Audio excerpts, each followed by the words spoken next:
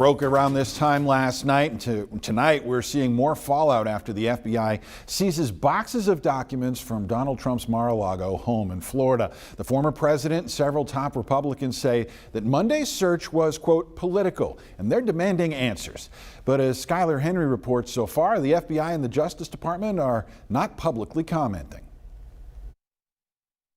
Congressional Republicans are slamming the Justice Department and calling for investigations, one day after the FBI searched former President Trump's Mar-a-Lago, Florida residence. I want to know what led to this. I think every Republican believes that the FBI, when it comes to Trump and other organizations, have lost their mind. Sources tell CBS News the search was connected to a Justice Department investigation of claims by the National Archives that it found 15 boxes of records, including classified material at Mar-a-Lago earlier this year. The former president and his family publicly blamed President Biden and the Democrats. They want to attack a guy who they view as his greatest threat, is Biden's greatest threat. But a White House official tells CBS News they were given no heads up. The president was not briefed, was not aware of it. The Justice Department conducts investigations independently, and we leave any law enforcement matters to them.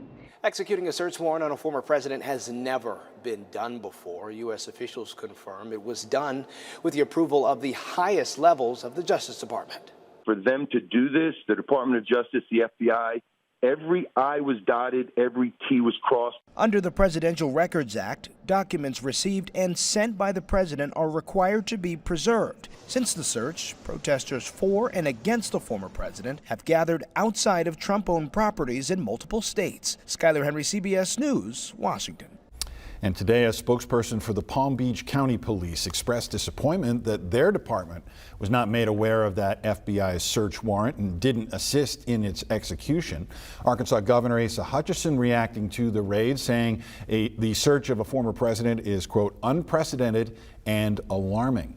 Other members of Arkansas's delegation weighing in, including Representative French Hill, sharing on Twitter, quote, the Department of Justice owes the American people an explanation for their unprecedented raid at Mar-a-Lago. They should have held a press conference and answered questions in real time.